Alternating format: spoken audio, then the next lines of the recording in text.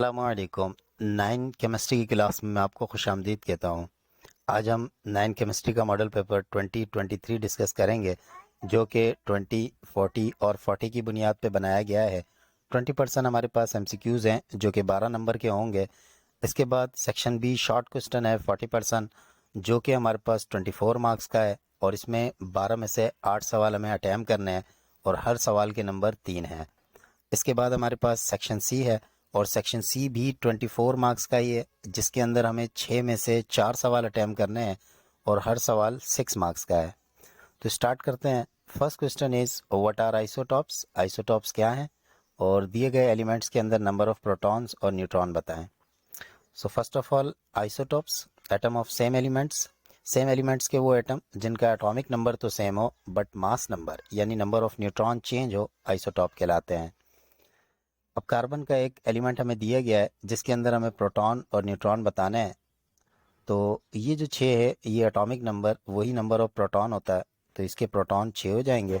और न्यूट्रॉन बताने के लिए एटॉमिक मास को एटॉमिक नंबर से माइनस कर दें, यानी 14 को -6 कर दें तो हमारे पास न्यूट्रॉन की तादाद 8 आ जाएगी। सिमिलरली क्लोरीन के अंदर एटॉमिक नंबर 17 है, यानी नंबर ऑफ प्रोटॉन 17 हो जाएगा और 34 -17 करेंगे तो 17 न्यूट्रॉन हमारे पास आ जाएंगे। देन थर्ड क्वेश्चन हमारे पास what are alloy. What is an alloy. Alloy क्या है और हमें कंपोजिशन बतानी है ब्रास और ब्रॉन्ज की और उसका एक यूज़ भी। एलॉय मेटल मेटल के साथ या मेटल को नॉन मेटल के साथ मिलाकर जो मिक्सचर बनाया जाता है वो एलॉय कहलाता है। इसकी मिसाल में ब्रास, ब्रॉन्ज और स्टील वगैरह शामिल हैं। Composition of brass. ब्रास जो है वो कंपोज होता है, वो बनाया जाता है कॉपर और जिंक को मिलाकर और इसके इस्तेमाल के लिए डोर के लॉक्स वगैरह बनाए जाते हैं। इलेक्ट्रिकल प्लग्स और सॉकेट्स वगैरह बनाने में इसका इस्तेमाल होता है। Bronze. Bronze is an alloy of copper, zinc and tin और इसकी यूजेस के अंदर इसको कॉइन बनाने के लिए इस्तेमाल किया जाता है, मेडल बनाने के लिए इस्तेमाल किया जाता है और टूल्स वगैरह बनाने के लिए इस्तेमाल किया जाता है। के अंदर हमें इक्वेशन बैलेंस करनी है बाय इंस्पेक्शन मेथड। इसमें पोटेशियम आयोडाइड को क्लोरीन गैस के साथ मिलाया जा रहा है और पोटेशियम क्लोराइड और आयोडीन गैस बन रही है हमारे पास। लेफ्ट हैंड साइड पर अगर हम नंबर ऑफ एटम कैलकुलेट करें तो पोटेशियम का 1, क्लोरीन का 2 और आयोडीन का 1 है और राइट हैंड साइड पर पोटेशियम का 1, क्लोरीन का 1 और आयोडीन का 2 है। तो हमारे पास नंबर ऑफ एटम बैलेंस नहीं है, तो हमने राइट हैंड साइड पर पोटेशियम के साथ 2 लगाया तो हमारे पास पोटेशियम 2 हो गया और क्लोरीन भी 2 1 जा 2 हो गया। आयोडीन ऑलरेडी हमारे पास 2 मौजूद है तो वो एज इट इज़ लिख दिया। और लेफ्ट हैंड साइड पर हमारे पास यहाँ पर पोटेशियम 1 था तो यहाँ पे भी 2 लगा दिया, तो पोटेशियम हमारे पास 2 हो गया और इसके साथ साथ आयोडीन भी 2 हो गया और क्लोरीन हमारे पास ऑलरेडी 2 मौजूद है। इस तरह लेफ्ट हैंड साइड और राइट हैंड साइड दोनों पर नंबर ऑफ एटम हमारे पास बराबर हो गए। Hence equation is balanced. बाकी 2 इक्वेशन मैंने आपके लिए बैलेंस कर दिए, आप इसको बाय इंस्पेक्शन मेथड लिख लीजिएगा। नेक्स्ट क्वेश्चन के अंदर हमारे को जिंक की क्वालिटेटिव एनालिसिस करनी है, जिसके लिए हमें प्राइमरी और कंफर्मेटिव टेस्ट डिज़ाइन करना है। प्राइमरी टेस्ट के अंदर हमें ये पता चलेगा कि जिंक मौजूद है या नहीं और कंफर्मेटिव टेस्ट के अंदर हम उस जिंक के आयन को अलहदा करेंगे। सो प्राइमरी टेस्ट सबसे पहले हम salt solution plus sodium hydroxide ले लेंगे, यानी जो भी हमारे पास जिंक का सॉल्ट सोल्यूशन मौजूद है उसमें सोडियम हाइड्रोक्साइड मिलाकर एक सोल्यूशन बनाएंगे तो उसमें वाइट पीपीटी फॉर्म हो जाएंगे, जिससे ये साबित होगा कि इसके अंदर जिंक मौजूद है। अब कंफर्मेटिव टेस्ट के अंदर वो वाइट पीपीटी को एक्सिस मिकदार में सोडियम हाइड्रोक्साइड के साथ दोबारा मिलाया जाएगा, जिससे ये जो वाइट पीपीटी है वो डिज़ोल्व हो जाएंगे और फॉर्म करेंगे एक क्लियर सा सोल्यूशन, जिससे हमें पता चलेगा यहाँ पर जिंक आयन प्रेजेंट है। The next question is right the electronic configuration. हमारे को नाइट्रोजन, मैग्नीशियम और क्लोरीन दिया हुआ है, इसके एटॉमिक नंबर आपको याद हो, 30 तक एटॉमिक नंबर आपको याद हो, ताकि ऐसा अगर कोई सवाल आए तो इलेक्ट्रॉनिक कॉन्फ़िगरेशन करने में प्रॉब्लम ना हो। नाइट्रोजन का एटॉमिक नंबर 7 होता है तो इसकी electronic configuration 1s2 2s2 2p3 हो जाएगी। इसके बरक्स मैग्नीशियम का 12 होता है, 1s2 2s2 2p6 और 3s2 हो जाएगी।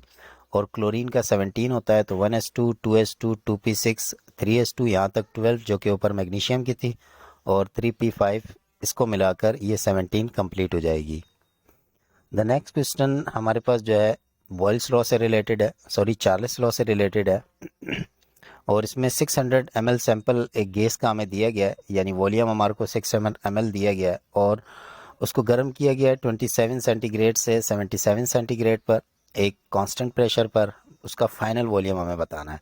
तो हमारे को V1 दिया गया है ये, और T1 दिया गया है और T2 दिया गया है, और हमें V2 फाइंड आउट करना है। तो यहाँ V1 कर लीजिएगा, ये जो 600 इसको V1 कर दीजिएगा। और T1 27 सेंटीग्रेड है, इसमें 273 ऐड कर लें, 300 केल्विन हो जाएगा। इसी तरह T2 के अंदर 273 ऐड करें, 350 हो जाएगा। V2 हमें फाइंड आउट करना है। तो जो हमारे पास फार्मूला है चार्ल्स लॉ का, V2 upon T2 equal to V1 upon T1। तो वैल्यूज पुट करें। T2 हमारे पास 350 है, V1 हमारे पास 600 है, T1 हमारे पास 300 है, और 300 वन ज़ा 300 टू ज़ा, तो हमारे पास यहाँ पर 2 बच जाएगा। और ये 350 डिवाइड से मल्टीप्लाई में जाएगा और 2 से मल्टीप्लाई होकर 700 ml हमारे पास फाइनल वॉल्यूम आ जाएगा। नेक्स्ट क्वेश्चन के अंदर हमारे को दिए गए कंपाउंड के यूजेस और फार्मूले बताना है। फर्स्ट कंपाउंड हमारे पास स्लेक लाइम है। इसका फार्मूला कैल्शियम हाइड्रोक्साइड CaOH और 2 है, और it is use for soil conditioner. ये ज़मीन की ज़रखेज़ी बढ़ाने के लिए इस्तेमाल किया जाता है। सेकंड लाइम स्टोन है हमारे पास, जो कि कैल्शियम कार्बोनेट है, और इसको कार्बन डाइऑक्साइड को बनाने के लिए इस्तेमाल किया जाता है। सोडा ऐश सोडियम कार्बोनेट है हमारे पास, और इसको पानी को सॉफ्ट करने के लिए, यानी भारी पानी को हल्का बनाने के लिए इस्तेमाल किया जाता है। नेक्स्ट क्वेश्चन है हमारे पास, हमें स्टेट करना है फेराडे का फर्स्ट और सेकंड लॉ ऑफ इलेक्ट्रोलिसिस। तो फेराडे का जो फर्स्ट लॉ है इलेक्ट्रोलिसिस का, वो ये कहता है कि अमाउंट ऑफ सब्सटेंस जो कि डिपॉजिट होती है या लिबरेट होती है इलेक्ट्रोड्स पर, वो डायरेक्टली प्रोपोर्शनल होती है क्वांटिटी ऑफ इलेक्ट्रिक चार्ज के, कि कितना इलेक्ट्रिक चार्ज उसके अंदर, कितनी इलेक्ट्रिसिटी दी जा रही है, उतनी अमाउंट ऑफ सब्सटेंस डिपॉजिट होगी या लिबरेट होगी। इसको फार्मूले की शक्ल में W डायरेक्टली प्रोपोर्शनल है क्वांटिटी ऑफ चार्ज और टाइम के, इस तरह लिख सकते हैं। और प्रोपोर्शनैलिटी का साइन हटेगा तो इसमें एक कांस्टेंट आएगा Z, और इसका फार्मूला बनेगा W is equal to ZAT। Similarly हमारे पास सेकंड लॉ ऑफ इलेक्ट्रोलिसिस है कि अमाउंट ऑफ सब्सटेंस और amount of different substances deposited और liberated at electrodes are proportional to their chemical equivalent masses. अब अगर हमारे पास एक से ज़्यादा इलेक्ट्रोड्स मौजूद हैं और वहाँ पर अमाउंट ऑफ सब्सटेंस डिपॉजिट हो रही है, तो वो उनके इक्विवेलेंट मास के जितनी डिपॉजिट होगी। और इक्विवेलेंट मास क्या होता है? इक्विवेलेंट मास बराबर होता है atomic mass divided by valency. Next question के अंदर हमें आयनिक कंपाउंड की कैरेक्टरिस्टिक्स बतानी है। तो आयनिक कंपाउंड जो है वो पानी में हल हो जाते हैं, और इनके बहुत हाई मेल्टिंग और बॉइलिंग पॉइंट होते हैं, और ये सॉलिड स्टेट के अंदर इलेक्ट्रिसिटी को कंडक्ट नहीं करता है। नेक्स्ट क्वेश्चन के अंदर हमें बताना है इलेक्ट्रोकेमिकल रिएक्शंस क्या हैं और इनकी टाइप बयान करें on the basis of transfer of electron. Electron की ट्रांसफर की बुनियाद पर इनकी टाइप को बयान करना है। इलेक्ट्रोकेमिकल रिएक्शन ये वो रिएक्शन होते हैं जिसके अंदर केमिकल एनर्जी को इलेक्ट्रिकल एनर्जी में या इलेक्ट्रिकल एनर्जी को केमिकल एनर्जी में कन्वर्ट किया जाए। इसकी टाइप्स दो हैं, एक ऑक्सीडेशन रिएक्शन है हमारे पास और एक रिडक्शन रिएक्शन है। तो ऑक्सीडेशन रिएक्शन इसको हम इस तरह डिफाइन कर सकते हैं कि ऐसा रिएक्शन जिसमें loss of electron take place हो जाए, ऑक्सीडेशन रिएक्शन कहलाता है। जैसे सोडियम एक इलेक्ट्रॉन लॉस करके सोडियम आयन बनाता है। इसके बरक्स रिडक्शन रिएक्शन है, ये ऐसा रिएक्शन है कि जिसके अंदर gain of electron take place हो। जैसे कि क्लोरीन एक इलेक्ट्रॉन गेन करता है और क्लोरीन का एनाइन बनाता है। नेक्स्ट क्वेश्चन हमारे पास न्यूमेरिकल से रिलेटेड है, जिसमें नंबर ऑफ मोल्स और number of molecules find out करने हैं 20 ग्राम सोडियम हाइड्रोक्साइड में। तो नॉन मास हमें 20 ग्राम दिया गया है। मोलर मास सोडियम हाइड्रोक्साइड का 40 ग्राम पर मोल होता है, और नंबर ऑफ मोल्स और नंबर ऑफ मॉलिक्यूल्स हमें फाइंड आउट करना है। मोल्स के formula non mass divided by molar mass है। 20 डिवाइडेड बाय 40 करेंगे तो हमारे पास 0.5 आ जाएगा, और नंबर ऑफ मॉलिक्यूल जो है हमारे पास वो मोल मल्टीप्लाई बाय एवोगाड्रोस नंबर होता है। तो गिवन मोल जो हमारे पास 0.5 आए हैं, इसको एवोगाड्रोस नंबर 6.02 मल्टीप्लाई 10 की पावर -23 के साथ मल्टीप्लाई कर दें तो हमारे पास 3.02 मल्टीप्लाई 10 की पावर 23 नंबर ऑफ मॉलिक्यूल्स आ जाएंगे। तो मोल की तादाद 0.5 और number of molecule 3.05 10 raise to power 23 है। सेक्शन बी के लास्ट क्वेश्चन के अंदर हमारे पास रीज़न है, जिसमें फर्स्ट रीज़न के अंदर हमें बताना है milk is a colloidal solution. Milk एक कोलाइडियल सोल्यूशन है। मिल्क एक कोलाइडियल सोल्यूशन है क्योंकि it contain large particle of fats and protein. इसके अंदर फैट्स और प्रोटीन के लार्ज पार्टिकल मौजूद होते हैं जो कि सेटल डाउन नहीं होते और बीच में ही मूव कर रहे होते हैं, इसलिए ये एक कोलाइडियल सोल्यूशन है।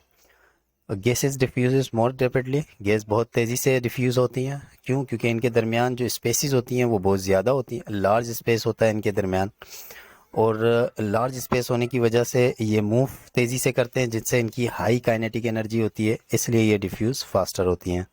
तो ये हमारे पास सेक्शन बी था। नेक्स्ट हमारे पास सेक्शन सी है, और सेक्शन सी के अंदर भी हमें 6 में से 4 सवाल अटैम्प्ट करने हैं और हर सवाल के 6 मार्क्स हैं। फर्स्ट क्वेश्चन हमारे पास है state Boyle's law and drive the expression P1 V1 equal to P2 V2। Boyle's law state that volume of a given mass is inversely proportional to the pressure at constant temperature। किसी भी given mass, gas की किसी भी given mass का जो volume होता है वो इन्वर्सली प्रोपोर्शनल होता है इसके प्रेशर के। यानी अगर हम वॉल्यूम को बढ़ाते हैं तो प्रेशर हमारे पास कम होगा, और अगर हम प्रेशर को बढ़ाते हैं तो वॉल्यूम हमारे पास कम होगा, बट कांस्टेंट टेम्परेचर होना चाहिए। डेरिवेशन में हम लिखें तो V इन्वर्सली प्रोपोर्शनल है प्रेशर के। प्रोपोर्शनलिटी का साइन हटेगा तो हमारे पास K आ जाएगा, तो V बराबर हो जाएगा K अपॉन P के। यहाँ K जो है वो प्रोपोर्शनलिटी कांस्टेंट है, तो अगर हम K को अकेला करते हैं तो PV इक्वल टू हमारे पास K आ जाता है। 2 स्टेट्स के लिए देखें तो P1 V1 equal to K होगा और P2 V2 equal to K होगा, और अगर हम इसको कंपेयर कर लें तो P1 V1 equal to P2 V2 हमारे पास आ जाएगा। सिमिलरली नेक्स्ट क्वेश्चन है हमारे पास define covalent bond on the basis of number of bond pair classified into 3 types of with example. Covalent bond को एक्सप्लेन करना है हमने और उसकी 3 टाइप्स एग्जांपल्स के साथ बयान करनी है। Covalent bond is form by the mutual sharing of electron between 2 atom. 2 एटमों के दरमियान बाहिमी इश्तराक से बनने वाला जो बॉन्ड होता है वो कोवलेंट बॉन्ड कहलाता है। कोवलेंट बॉन्ड को जनरली एक लाइन के साथ रिप्रेजेंट किया जाता है बॉन्डेड एटम के दरमियान। इसकी टाइप के अंदर single bond, double covalent bond और ट्रिपल कोवलेंट बॉन्ड शामिल है। सिंगल कोवलेंट बॉन्ड ऐसा कोवलेंट बॉन्ड जो एक पेयर ऑफ इलेक्ट्रॉन यानी 1 बॉन्ड पेयर ऑफ इलेक्ट्रॉन से बने, उसे हम सिंगल कोवलेंट बॉन्ड बोलते हैं, और इसको एक सिंगल लाइन से रिप्रेजेंट किया जाता है। इसकी मिसाल के अंदर फॉर्मेशन ऑफ क्लोरीन है।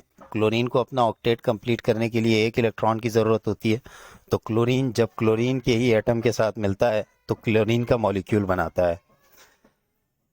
इसके लास्ट शेल में 7 इलेक्ट्रॉन है, इसी के भी लास्ट शेल में 7 इलेक्ट्रॉन है। ये दोनों एक एक इलेक्ट्रॉन शेयर करेंगे और अपना ऑक्टेट कंप्लीट करेंगे।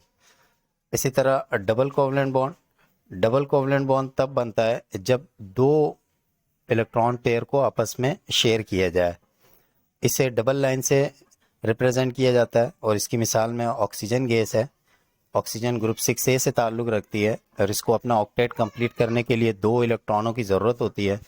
तो इसी तरह ऑक्सीजन अपने दूसरे ऑक्सीजन एटम के साथ मिलकर ऑक्सीजन का मॉलिक्यूल बनाती है। जैसे कि यहाँ दिखाया गया है कि लास्ट शेल में यहाँ 6 इलेक्ट्रॉन है, यहाँ पे भी 6 इलेक्ट्रॉन है।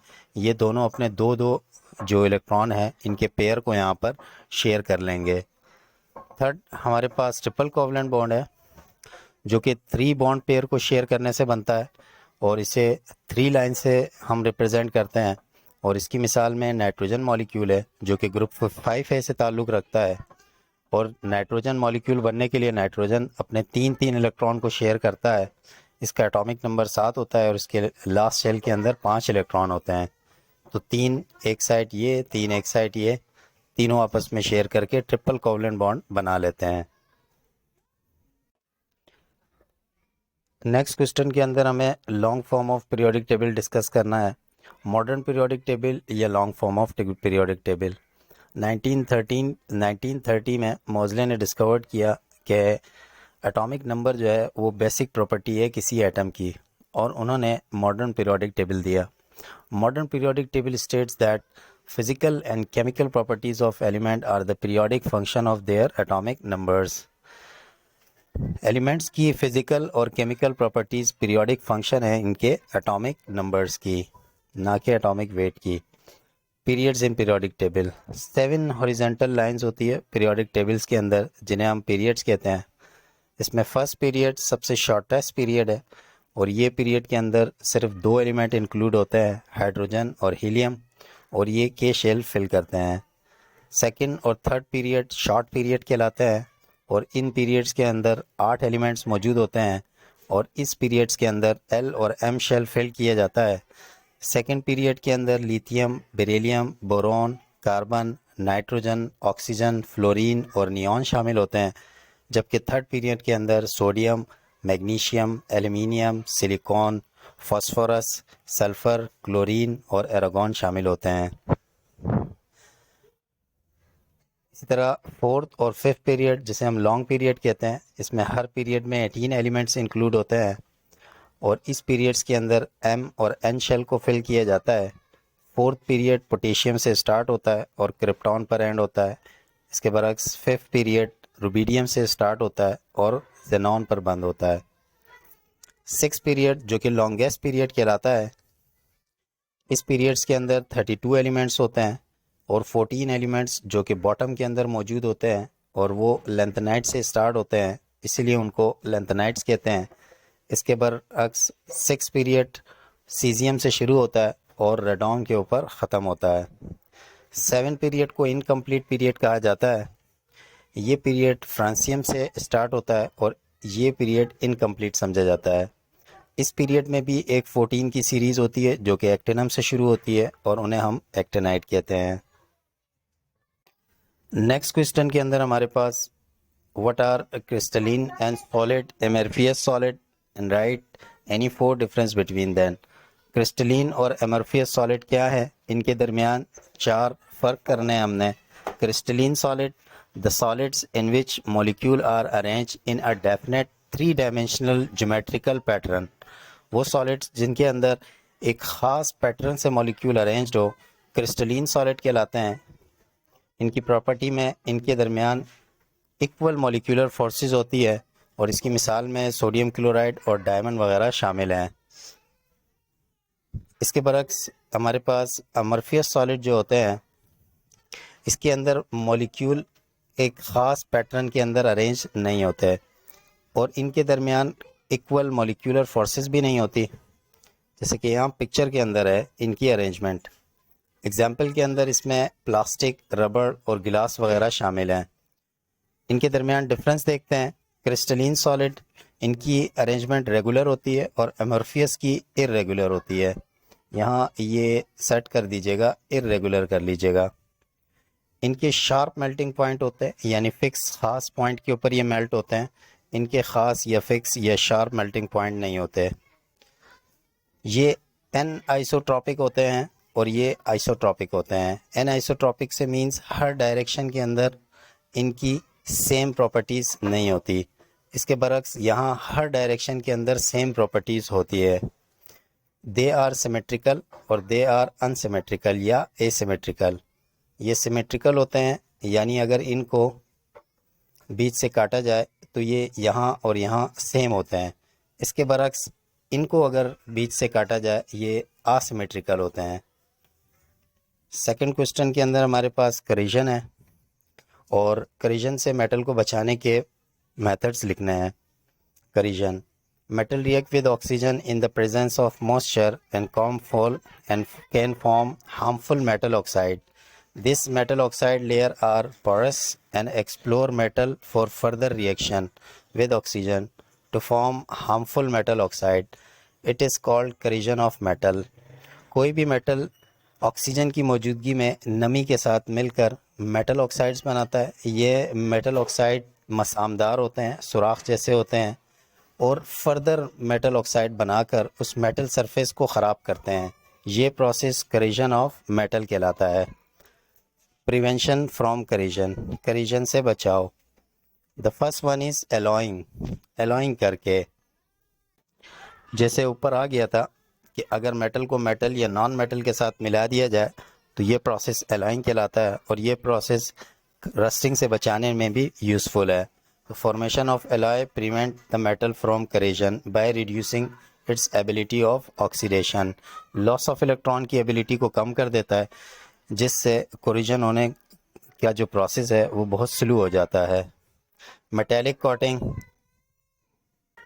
इलेक्ट्रोप्लेटिंग के ज़रिए मेटल को करीजन से बचाया जा सकता है। All metal can be protected from corrosion by coating its surface with metal like tin और जिंक। इसके बाद cathodic protection, it is applied to the protect underground pipes, tank, oil rigs etc from the corrosion by making these material as cathode. The active metal like magnesium used as anode and connected with iron. This active metal itself oxidizes and prevent other metal from corrosion. जो हमारे पास iron वगैरह pipe underground मौजूद होते हैं उसको इनसे ज़्यादा active metal के साथ जोड़ दिया जाता है। अब अगर करीजन होती है तो उस मेटल में होती है और आयरन के पाइप्स वगैरह इससे बच जाते हैं। ये प्रोसेस कैथोडिक प्रोटेक्शन कहलाता है। कोटिंग विद पेंट, अगर मेटल के ऊपर पेंट कर दिया जाए, कलर वगैरह भी कर दिया जाए तो भी करीजन का प्रोसेस बहुत स्लो हो जाता है। ये हमारे पास करीजन और उसके प्रिवेंशन के मेथड थे। लास्ट क्वेश्चन के अंदर हमारे पास डिस्चार्ज ट्यूब एक्सपेरिमेंट है, जिसमें डिस्कवरी ऑफ इलेक्ट्रॉन है। Electron was discovered by J Thomson and William Crocs. Discharge tube, the apparatus used for this type of experiment is called as discharge tube।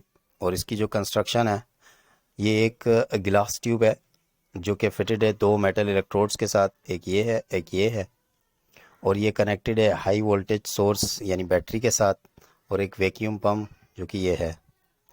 Working at very low pressure and high voltage, current start passing, यानी बहुत कम pressure और high voltage के ऊपर current start हो जाता है। एक bluish light green produce होती है कैथोड से, नेगेटिव इलेक्ट्रोड से पॉजिटिव इलेक्ट्रोड की तरफ। इन रेस को हम कहते हैं cathode rays. Justification, J Thomson justified that these raise were deflected toward positive plates. जब इलेक्ट्रिक मैग्नेटिक फील्ड अप्लाई की जाती है इन रेस पर तो ये पॉजिटिव प्लेट की तरफ डिफ्लेक्ट हो जाती है, तो ये शो करता है कि ये जो रेज हैं ये पजेस करती है negative charge. Due to this negative charge particle was name as electron. इस नेगेटिव चार्ज की वजह से इन्हें इलेक्ट्रॉन का नाम दिया गया है। Properties of cathode rays, they travel in a straight line, Sidhi line के अंदर ट्रैवल करती है कैथोड से एनोड की तरफ। ये शेडो प्रोड्यूस करते हैं ओपेक ऑब्जेक्ट का, यानी वो ऑब्जेक्ट जिनसे लाइट पास नहीं कर सकती उनका ये शेडो प्रोड्यूस करती हैं, और इन पे नेगेटिव चार्ज होता है। ये मटेरियल को ग्लो कर देती हैं, और इनका जो एम रेशियो होता है, चार्ज टू मास रेशियो होता है 1.75 10⁸ कूलम होता है। तो उम्मीद है कि आपको ये मॉडल पेपर समझ में आ गया होगा, और किसी भी क्वेरी के लिए आप कमेंट कर सकते हैं। अस्सलामु अलैकुम।